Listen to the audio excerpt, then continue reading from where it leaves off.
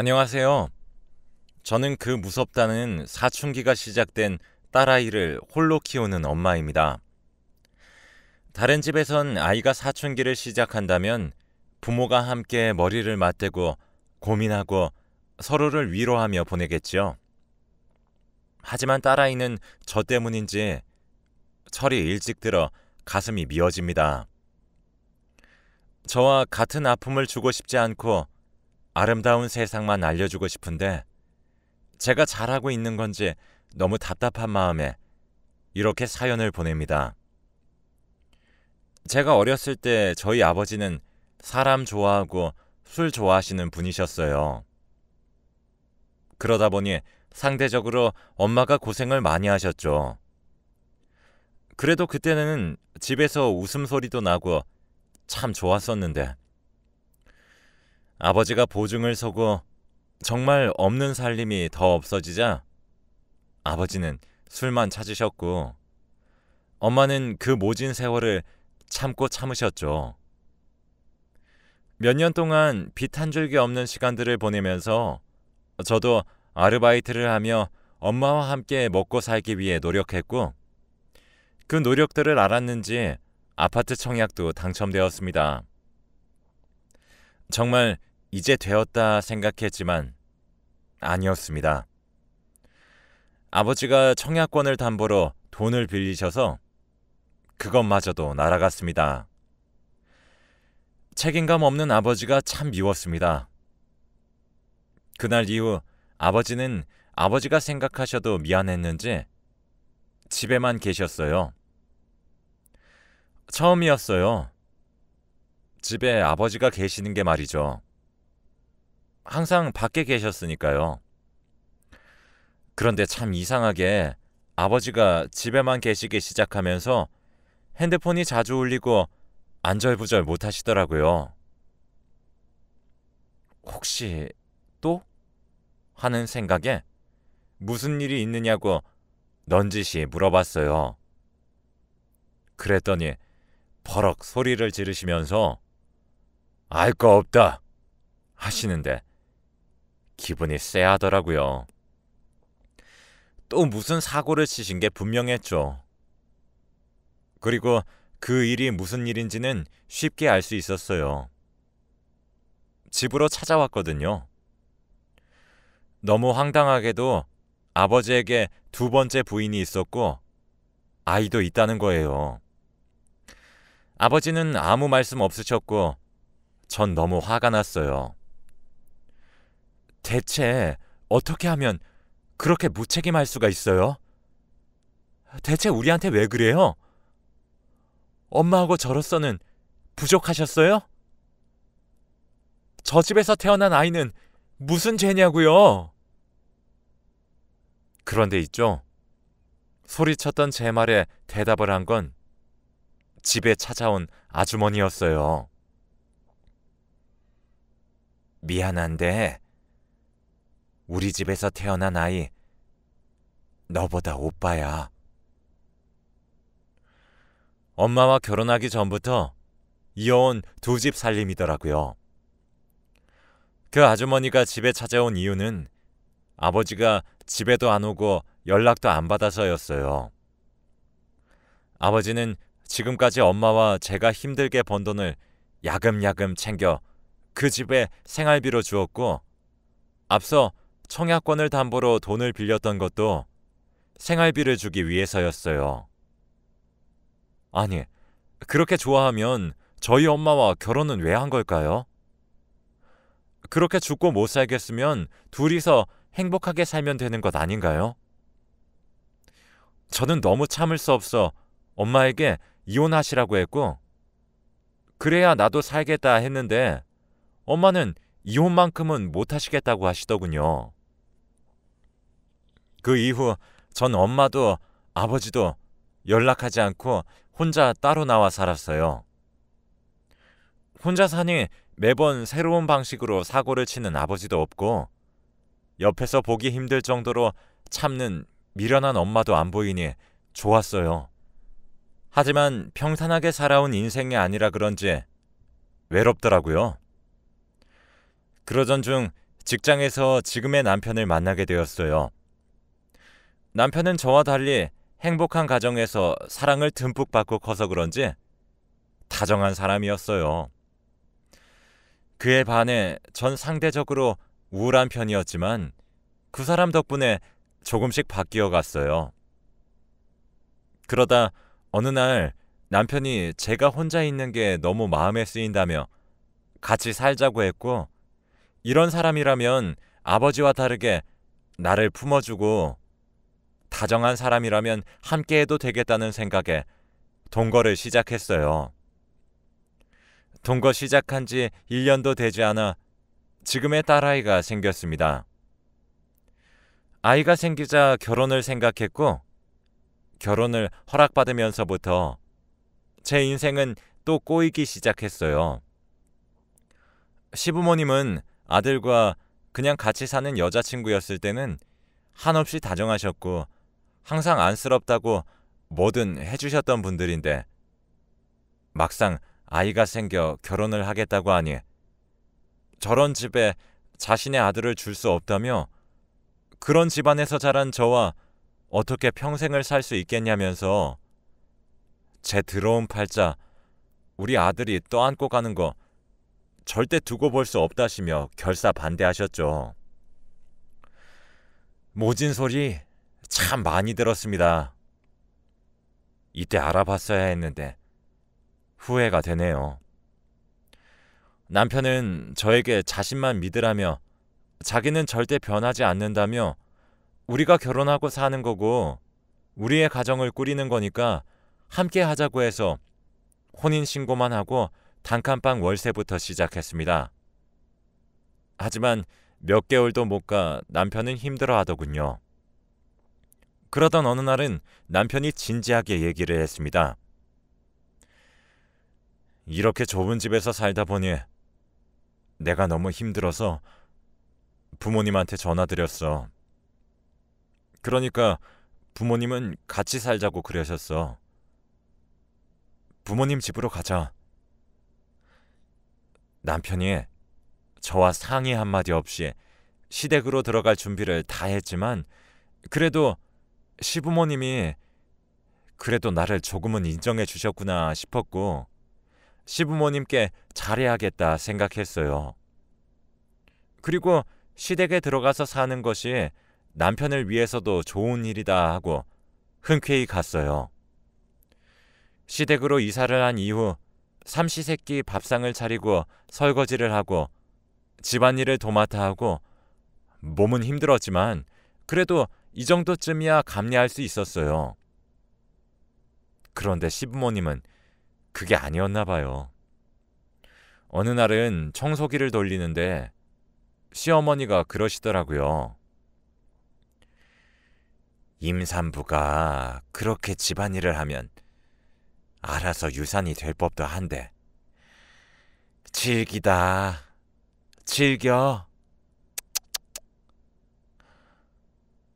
전 잘못 들은 줄 알고 아무 대꾸도 안 하고 묵묵히 청소를 하는데 뒤이어 어머니의 말씀에 얼음장이 되었고 단순히 허락해서 집에 오라고 하신 게 아니구나 느꼈어요. 어머니께선 뱃속의 그 아이도 널 닮아 아주 끈질긴가 보구나 라고 하시곤 방으로 들어가셨거든요. 그날 퇴근한 남편에게 말을 할까 고민하다 그래도 내 편이라고 했고 뱃속의 아이 아빠니 얘기를 하자 싶어 시어머니와의 일을 말했더니 남편은 씩씩대며 어머니께 대들었어요. 그랬더니 어머니께선 눈물바람으로 우시면서 드라마 보면서 혼잣말도 못하니? 어떻게 아무리 내가 마음에 안 드는 며느리를 봤다고 뱃속의 아이한테 그런 말을 했겠니? 넌 엄마를 그렇게 모르니? 아들 자식 키워봤자 쓸모가 없다더니 애도 너무하는구나. 하시더라고요. 이 한마디에 남편이 수그러들며 오해가 있었나 봐. 엄마, 죄송해요. 하며 저에게 당신이 너무 예민해서 그랬나 봐. 하더라고요.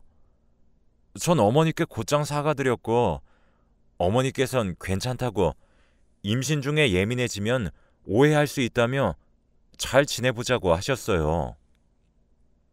내가 너무 큰 오해를 했다고 자책하며 밤을 새웠고 아침이 밝자마자 어머니가 좋아하시는 것들로 밥상을 차려 어제의 일은 없었다는 듯 잘 넘어갔죠.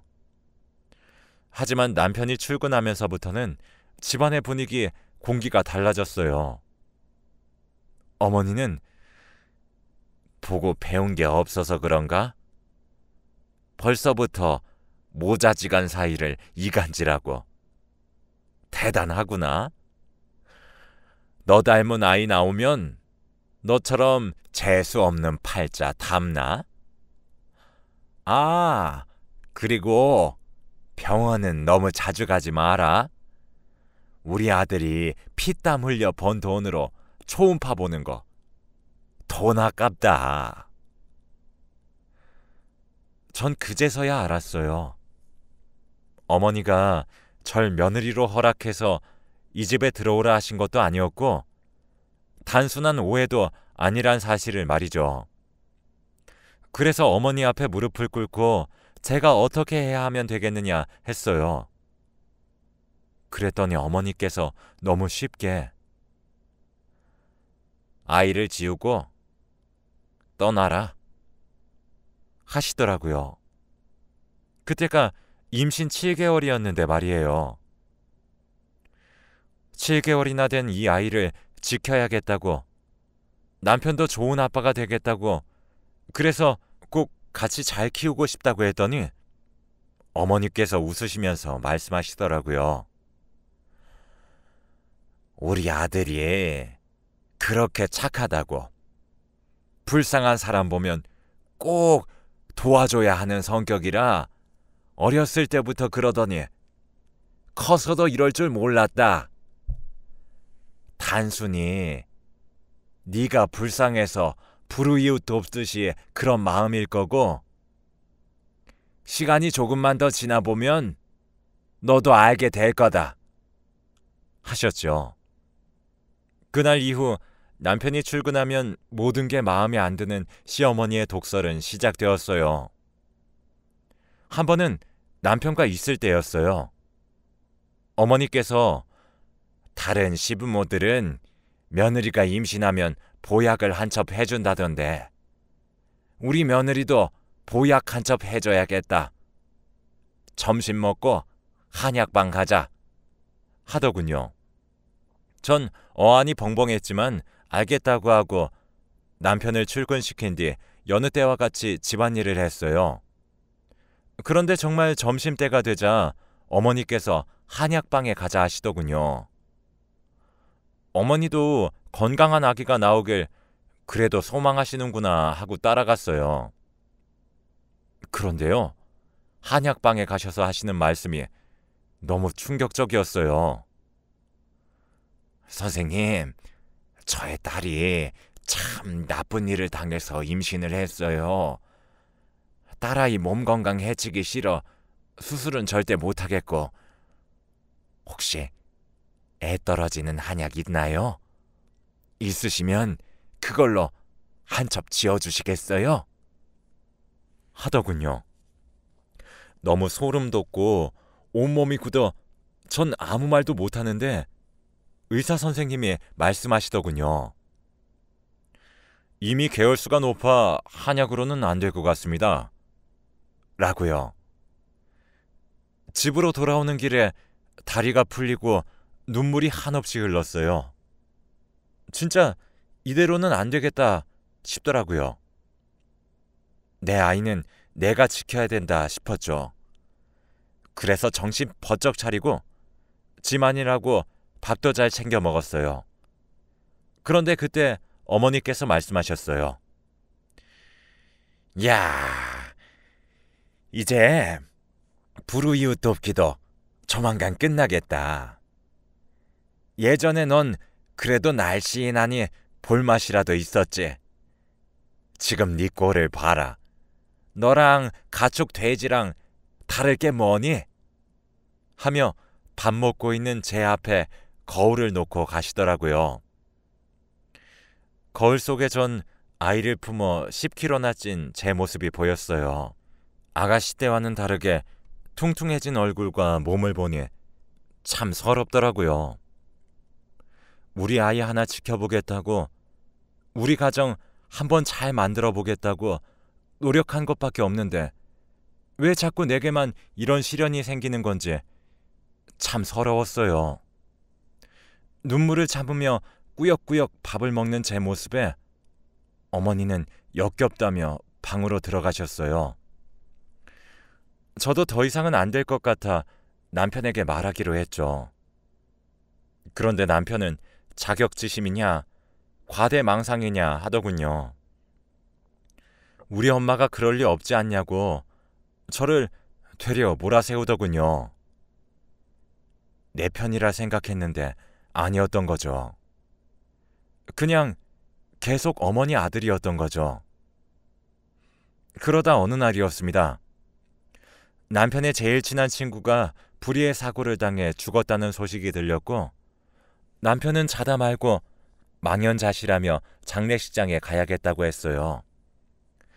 사실 마음 같아서는 남편에게 출산일도 얼마 안 남았으니까 보내고 싶지가 않았어요. 하지만 남편에게 가장 소중한 친구란 사실을 제가 알고 있었기 때문에 차마 그런 말은 못하겠더라고요.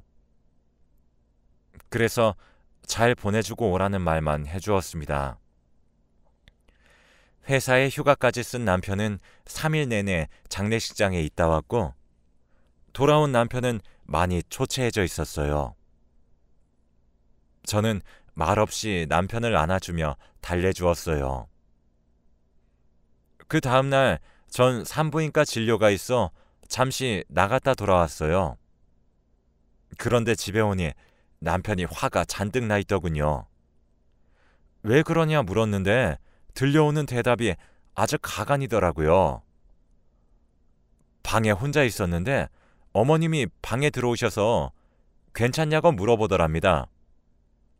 괜찮다 대답했는데 어머니가 그러셨다고 하더라고요. 아내한테도 위로받지 못했을 텐데 엄마한테라도 기대렴. 그 말에 의아해진 남편이 왜 그렇게 말씀하시냐 물었대요. 그랬더니 말이죠. 어머니께서 남편이 장례식 간 날부터 임신한 와이프가 집에 있고 출산일도 얼마 안 남았는데 장례식 가는 게 말이 되냐며 제가 온갖 히스테리를 부렸다고 합니다. 어머니가 아들을 잘못 키워서 지금 와이프보다 친구가 중요하다고 간 것 아니냐면서 당장 남편을 집으로 부르시라고 행패를 부렸다고 했다더군요. 진짜 미친 것 같지 않나요? 당연히 아니라고 전 부정했어요. 그런데 남편은 믿질 않더군요. 너무 서운해서 왜 내 말을 믿어주지 않는 거냐며 울부짖었어요. 그랬더니 남편은 녹음 파일을 들었다고 합니다. 사실 남편이 장례식장에 간 날 어머니께서 저에게 물어보셨어요. 출산일도 얼마 안 남았는데 네가 제일 의지하는 우리 아들이 없어서 어쩌니? 그래서 전 그랬죠. 괜찮아요, 어머니. 남편이 일찍 다녀왔으면 좋겠는데 제일 친한 친구니까요. 섭섭해도 괜찮아요. 라고 대화를 나누었는데 그걸 녹음해서 들려주셨더라고요.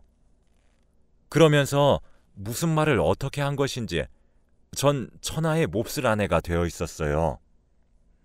남편은 녹음 파일이 있으니 절 안 믿었던 거였고요. 너무나도 억울했지만 그 당시 전 제 아이를 위해서 어머니께 했던 것처럼 남편에게도 무릎을 꿇고 빌었어요. 남편마저 안 믿어주니 너무 비참했지만 어쩔 도리가 없더라고요. 그렇게 비참한 순간에 갑자기 저희 엄마 생각이 나더군요. 미련하게만 보이던 엄마였는데 이렇게 살 바에는 이혼하라고 했었는데 혹시 엄마도 나처럼 날 지키기 위해 그랬던 것은 아닐까 하는 생각에 너무 힘들었고 후회가 되었어요. 다음날 전 엄마 핸드폰으로 전화를 걸었고 집에서 뛰쳐나온 이후 처음으로 엄마와 만나기로 했어요. 엄마와 집 근처 카페에서 만난 날 남편을 만나게 된 것부터 결혼까지 전부 행복하다고 얘기를 해주었고 엄마는 연신 눈물을 훔쳤습니다. 행복하면 되었다. 네가 좋으면 된 거지. 하셨어요. 그리고선 여태 아무것도 못 해줬으니까 애기 낳으면 엄마가 조리해주겠다 하셨죠. 넌 아무 걱정하지 마라. 아가, 이 엄마가 다 해놓을게. 하시는데 카페에서 주책맞게 목 놓아 울었네요. 엄마와 헤어질 때 제가 조금씩 모아놨던 비상금도 두 손에 쥐어드렸어요. 그리고는 집으로 돌아와 다시 살림을 하는데 시어머니께서 또 한 번 마음의 비수를 꽂으시더라고요. 그 거지 같은 친정도 꼴의 친정이라고. 출산일 다가오니 친정엄마가 생각나나 봐. 제가 할 수 있는 건 참는 것뿐이었죠. 엄마와 얘기했던 대로 시어머니께 말씀드렸습니다. 출산하면 엄마가 조리해 주시기로 했기 때문에 산후조리원 비용은 아이를 위해서 쓰고 싶다고 했습니다. 저는 당연히 알겠다고 하실 줄 알았는데 또 한 번 제 예상을 빗나가더라고요. 어머니께선 너 산후조리원 비용까지 우리한테 바란 거였니? 당연한 걸 뭘 선심 쓰듯 얘기하니 넌? 하시더군요. 전 조금씩 제가 모아둔 돈으로 조리를 하려 했다고 하니 어머 얘, 네가 모은 그 돈도 우리 아들이 뼈 빠지게 벌어다 준 돈이지. 그게 어떻게 네 돈이니? 하시더라고요. 너무 서러웠지만 참았습니다. 아이가 나오면 아기들은 다 천사 같잖아요. 천사 같은 아이의 모습을 보면 시부모님들도 마음이 조금씩 변하실 거라고 믿었어요. 그 생각 하나로 참았습니다. 그렇게 참다 보니 어느새 예정일이 다가왔고 남편은 불가피하게 출장을 가게 되었어요. 남편이 가는 날 어머니께 혹여나 아기가 나오려고 진통이 시작되면 119 전화해서 같이 가시던가 너무 긴박하면 아버지가 운전하셔서 같이 좀 가주라고 부탁을 하고 가더군요. 그 부탁이 소용없는 걸 아는 저는 제발 남편이 돌아올 때까지만 뱃속에 있어달라 하늘에 빌었지만 소용없었어요. 남편이 곁에 없는 새에 진통이 시작되었죠. 생애 처음 느껴보는 통증에 너무 무서웠어요. 어떻게 해야 할지 모르겠어서 시부모님 방으로 가려고 하는 순간 양수까지 터져버렸고 벽에 의지한 채 어머니를 불렀고 도움을 요청했습니다. 어머니는 새벽에 참 다 깨우네. 애가 유별나니 그 뱃속에 애도 유별나네 하시며 119에 전화해서 가라고 하시곤 다시 들어가셔서 주무시더라고요. 전 다시 제 방으로 돌아와 혼자 119에 신고하고 혼자 병원에 갔어요. 힘든 진통 끝에 아이를 낳았습니다. 아이를 낳고 남편에게 연락했더니 고생했네. 그나저나 우리 부모님 놀랬겠다. 엄마는? 하더군요. 어머니는 집에 계신다 하니 그래, 엄마도 쉬어야지. 벌써 새벽 5시네. 나 내일 중요한 일 있어서 다시 좀 잘게. 하더라고요. 장례식장 사건 이후로 사이가 틀어진 것은 맞지만 그래도 자기 자식인데 딸인지 아들인지 묻지도 않는 남편이 미웠어요. 너무 이해가 안 가고 속이 상해 친정 엄마에게 연락했죠. 저희 엄마는 그 시간에도 헐레벌떡 뛰어오셨더라고요. 엄마 얼굴을 보니 참았던 눈물이 절로 나왔어요. 저는 엄마에게 내가 옛날에 그렇게 엄마를 몰아붙여서 미안하고 미련하다고 화를 내서 너무 미안해 엄마 라고 말했어요. 그러면서 엄마가 왜 그럴 수밖에 없었는지 이제는 이해한다고 말을 하며 그간 있었던 모든 일들을 엄마에게 이야기해 주었습니다. 엄마는 제 손을 꼭 잡으시며 묵묵히 들어주기만 하셨어요. 병원에 있는 3일 동안 시댁 식구와 남편은 단 한 번도 오지 않았고 퇴원을 하고 난 이후엔 저는 바로 친정집으로 향했습니다. 친정집에서 보름 정도 조리를 하고 아이를 안고 시댁으로 향했어요. 아이를 낳고 아이를 보면 좋아하실 거란 제 생각에 참 무색해지더군요. 시부모님은 아이를 좋아하지도 않고 아이가 울면 시끄럽다, 똥을 싸면 냄새난다, 화를 내셨어요.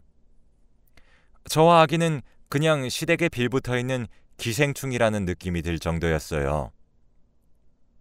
그런 시간들이 지나 아기가 태어난 지 100일이 되던 날이었어요. 얼마 없는 친구들이 아기 100일을 축하한다며 아기 옷이랑 용품들을 선물로 주고 싶다며 저희 집 근처에서 잠시 보자고 하더군요.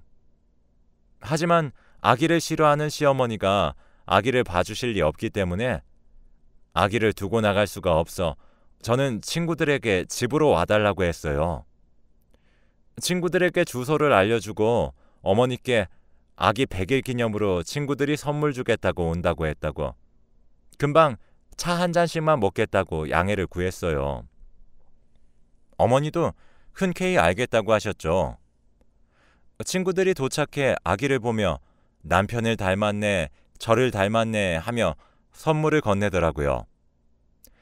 저는 너무 고맙다며 오랜만에 친구들과의 시간을 보내고 있는데 어머니께서 주스랑 과일을 가지고 오셔서는 우리 며느리 친구들이구나. 친구들은 다 너무 날씬하고 예쁘네. 원래 친구는 끼리끼리 논다던데. 우리 며느리는 무슨 코끼리도 아니고 왜 이렇게 뚱뚱한지 정말 걱정이 된다. 친구들이 우리 아들처럼 불쌍한 사람 못 지나치는 그런 착한 마음씨를 가졌나? 장난이야, 장난. 하시더군요. 저와 있을 때만 그러셨기에 제 친구들 앞에서까지 저를 그렇게 대하실 거라곤 정말 상상도 못했어요. 저는 무안하고 당황스럽고 창피해 얼굴이 새빨개졌죠. 제 친구들도 당황한 눈치였습니다. 친구들은 저에게 먼저 간다고 못다한 이야기는 전화로 하자 하며 황급히 집을 나섰고 저는 그런 친구들을 배웅조차 제대로 해주지 못하고 그 자리에 망부석 마냥 서 있을 수밖에 없었어요. 나중에 보니 친구들이 문자로 괜찮냐며 무슨 일이 있느냐며 연락이 왔더라고요. 도움을 필요로 하는 상황이 온다면 연락하라고 하면서요. 제가 시댁에서 이런 모습으로 살고 있다는 것을 들켜 너무 창피했지만 그래도 친구들이 있어 다행이라고 생각하며 어머니께 물어봤습니다. 남편 앞에서 안 그러시는 것처럼 친구들 앞에서도 안 그러실 수 있으셨는데 왜 그러셨냐고 말이에요.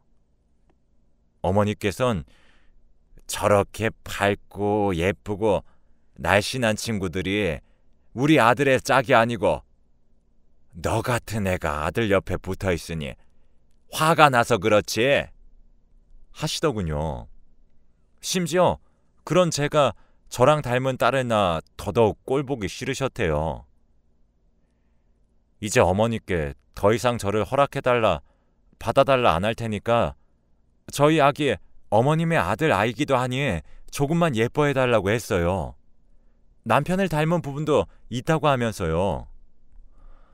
그 이후에도 저의 마음에 꽂힐 비수 같은 말들은 여전하셨어요. 그래도 제 딸아이에 대해서는 조금씩 괜찮아지시는 것 같았어요. 남편은 아이가 태어난 그날부터 첫돌이 될 때까지 일이 힘들다는 핑계로 육아를 하지 않았고 아빠보단 엄마가 더 좋은 거라고 나몰라라 했었어요. 첫돌이 되고 얼마 뒤에 남편은 회사를 퇴직하고 다른 일을 알아볼 거라면서 이제부터 육아도 조금씩 도와주겠다고 했죠. 하지만 말로만 그러더라고요. 그동안 자신이 정말 고생을 많이 했다며 못 가본 곳들 놀러도 다녔고 여가 생활 즐기기 바빴죠. 그렇게 허송세월을 보내고 있는 남편에게 전 말했습니다. 아이가 커가니 일을 해야 돼. 돈을 모아야 독립도 하고 아이도 키우지. 라고 말이에요. 그랬는데 남편은 독립할 생각도 없고 아이의 교육은 학교에서 다 할 테니까 정말 필요한 생필품 살 돈만 있으면 된다고 하더라고요. 그러니까 지금 자기는 좀 놀아도 된다고 더 이상 방해 좀 하지 말라고 말이에요. 그 순간 왜 그리도 저희 아버지가 생각이 났던 건지 아무튼 저는 저라도 일을 해야 한다고 생각했어요. 그래야 내 딸만큼은 저처럼 살지 못하게 할 수 있다고 생각했죠. 집 근처 어린이집을 알아보고 제가 할 수 있는 일들을 찾기 시작했어요. 어린이집은 대기가 너무 길어 힘들었고 경력이 단절된 제가 할 수 있는 일은 아무것도 없었어요. 그렇게 저는 아무것도 할 수 없는 현실에 좌절했죠. 그런데 그때 일자리 찾는 사이트에서 공고를 하나 보게 되었어요. 거기엔 나라에서 자격증을 취득할 수 있도록 지원해준다고 적혀 있었죠. 저는 몇 달간 아이는 친정에 맡긴 후 저는 학원을 다니며 공부했어요. 그렇게 자격증을 취득했어요. 자격증을 취득한 날 제 인생에 이제야 그나마 한 줄기 빛이 내려온 것 같았어요. 이제 면접만 보면 된다. 합격만 하면 열심히 돈 벌어야지 했어요. 그런데 자격증이 있어도 연락이 잘 안 오더라고요. 연락이 안 오니 불안하고 조급해졌어요. 남편이 계속 일도 안 하고 놀면서 씀씀이만 커졌거든요. 씀씀이가 커지면서 딸아이 기저귀 값으로 빼놓은 돈에도 손을 대기 시작해서 조급했어요. 한 곳만이라도 제발 연락 오기를 바랬어요.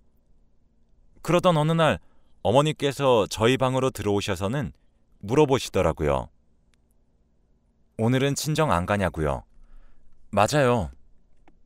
저 자격증 따는 거, 일자리 구하는 거 모두 비밀로 했거든요. 또 뭐라고 하실까봐 친정 간다고 하고 자격증 따고 면접 보러 다녔었는데 친정엔 왜 안 가냐고 물어보시더라고요. 어머니, 제가 살림 등한시하고 자꾸 친정 가서 싫으셨죠? 죄송해요. 앞으로는 안 그럴게요. 그랬더니 저희 시어머니 정말 예상을 할 수 없는 분이셔요. 시어머니께서 말씀하시길 아니, 난 좋다 얘. 친정 가서 자고 오기도 하고 해. 사돈이 아기 좋아하신다며. 가서 좀 있다 오렴. 이 말을 듣고도 전 너무 의아해서 정말요 어머니? 했더니 어머니께선 그래, 네가 집에 없어야 우리 아들이 맘 편히 나이트도 가고 여자도 만나고 하지. 네가 집에 있으면 뭐 되겠니? 하시더라고요. 망치로 머리를 맞은 듯한 기분이었어요. 이건 도저히 참을 수 없어. 어머니, 며느리인 저 여기 있잖아요. 아무리 제가 마음에 안 드셔도 그렇지 어떻게 남편이 나이트 가고 여자 만나야 하니 친정에 가 있으라니요. 정말 해도 너무하시잖아요. 했더니 어머니께서 흥 하고 콧방귀를 뀌시며 방으로 가셨고, 제 말 대답에 약이 오르셨는지 어머니는 놀다 들어온 남편에게 아기도 있고 하니 친정에서 쉬다 오라 했는데 알아서 한다고 빽하고 소리쳐서 놀랬다고 공진당을 드시더라고요. 정말 어이가 없어서. 그 말을 들은 남편은 제게 장례식 이후 지금까지 너의 이중인격 같은 모습에 이제 정말 지친다. 당장 어머니께 사과해. 라고 하더군요. 믿고 싶지 않았지만 남편의 말대로 남편은 장례식 이후 저에 대한 마음과 믿음이 사라졌더라고요. 그 말을 들은 순간 전 남편에게 이혼을 요구했습니다. 본인의 아이도 내팽겨치고 와이프인 저의 말도 믿어주지 않는 저 사람을 나만 붙잡고 있었던 것 같아서요. 그랬더니 그 자리에 있던 시어머니는 결혼하고 처음으로 저를 향해 미소를 띄우셨어요. 남편도 기회는 이때다 싶었는지 지금 말 나온 김에 법원 가자 하더라고요. 같이 법원에 가서 합의 이혼서를 내고 나왔어요. 아이가 있으면 3개월 정도 숙려기간이 주어지더군요. 숙려기간이 필요했을까 싶을 정도로 남편은 더 활기차게 유흥을 즐겼고, 전 친정집에서 목이 빠져라 일자리 합격만을 기다렸습니다. 왜냐하면 남편이 양육비를 지급할 수 없다고 했거든요. 일도 안 하는데 어떻게 주냐며 줄 돈이 없다고 하면서 유흥비로 흥청망청 돈을 썼죠. 저는 아이 기저귀에 옷 한 번 사줄 돈이 없어 먹는 거, 입는 거 줄여가며 생활했었거든요. 돈이 없어 양육비를 지급할 수 없다는 남편은 100만 원짜리 패딩을 사입더군요. 그때 알았어요. 내가 너무 바보 같았다고. 저런 사람을 믿고 가정을 꾸렸고 내 아이의 아빠라고 믿으며 내가 노력하면 변할 거라고 생각했었던 내가 바보였다고. 그날 이후 전 내가 나부터 아끼자는 마음으로 피 터지게 운동해서 임신하기 전 모습으로 돌아왔어요. 그러다 보니 사라졌던 자신감도 생겨 일자리도 얻게 되었어요. 시댁 식구들과의 일들이 떠오르지 않도록 열심히 일했고, 저도 딸아이도 어느 정도 자리를 잡아가기 시작했어요. 그런데 딸아이가 6살이 되던 해 남편은 아이가 보고 싶다며 뜬금없이 연락을 해왔고, 저는 여태 양육비 한 번 안 줬으면서 뭘 보고 싶냐고, 무슨 꿍꿍이냐고 물었더니 그냥 시간이 지나면서 저의 소중함을 알았다고, 아이도 어떻게 크는지 함께 보고 싶다고 재결합 얘기를 하더군요. 그 말에 약해졌지만 아이에게 아빠는 죽었다고 해둔 터라 어찌할 방법도 없고 다시 한번 휘둘릴 것 같아 전 제안을 거절했어요. 그랬더니 순순히 알겠다고 하면서 연락이 없더라고요. 참 이상했어요. 아니, 무슨 생각인지 무서웠어요. 그리고 일주일 뒤 일하고 있는데 모르는 번호로 연락이 왔어요. 대뜸 저에게 우리 오빠 자꾸 꼬시는 게 너니? 하더라고요. 저는 어리둥절해서 무슨 말씀이냐고 했더니 제 남편과 사귀는 사이고 결혼을 약속했다. 사정이 있어 결혼이 미뤄지고 있는 와중인데 그거 알고 지금 결혼 못하게 꼬시는 거 아니냐더라고요. 이게 무슨 뚱딴지 같은 얘기인지 전 너무 기가 차고 어이가 없어서 제가 왜요? 전 이미 그쪽 오빠랑 이혼해서 관심 없어요.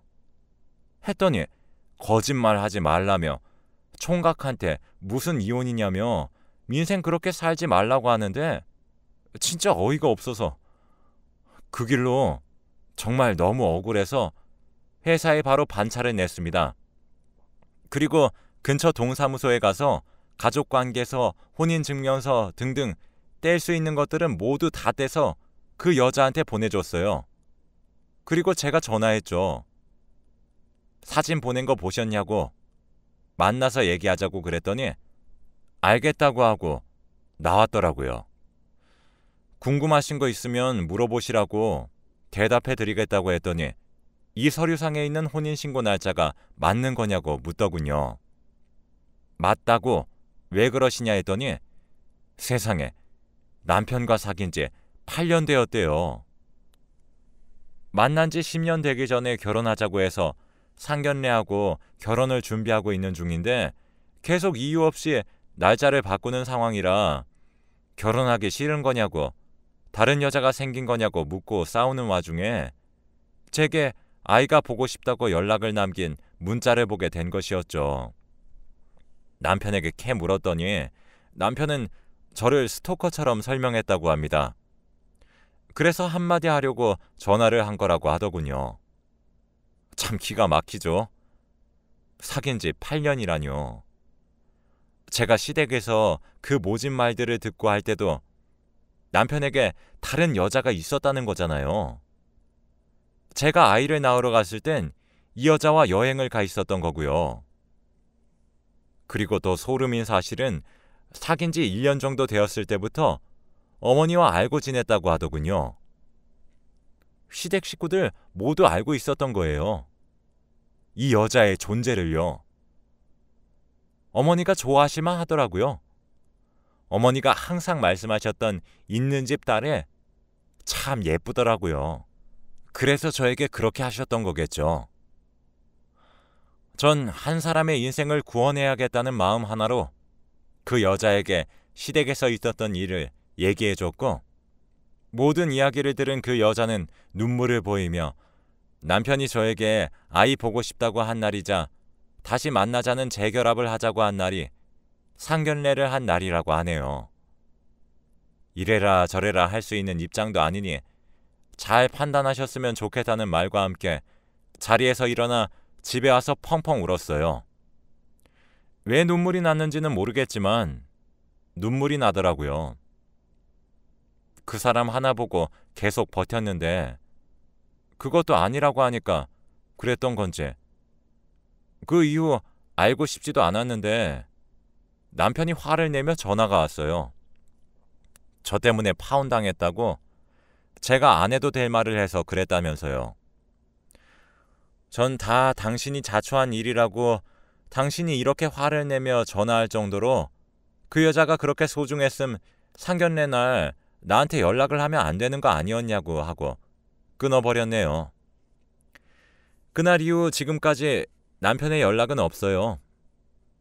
전 많이는 아니지만 제가 일해 받은 월급으로 딸아이와 친정엄마와 함께 헤쳐나가고 있습니다. 저의 이런 인생사 때문에 딸아이가 일찍 철이 든 걸까요?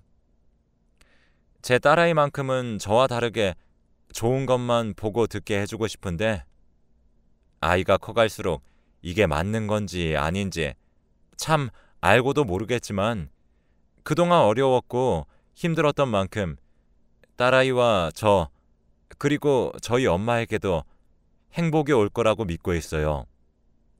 그리고 한 번도 이렇게 터놓고 얘기하지 못했었는데 이렇게 말하고 나니 홀가분하네요. 저보다 더 힘드신 분들, 덜 힘드신 분들도 계시겠지만 우리 모두 행복해지면 좋겠어요.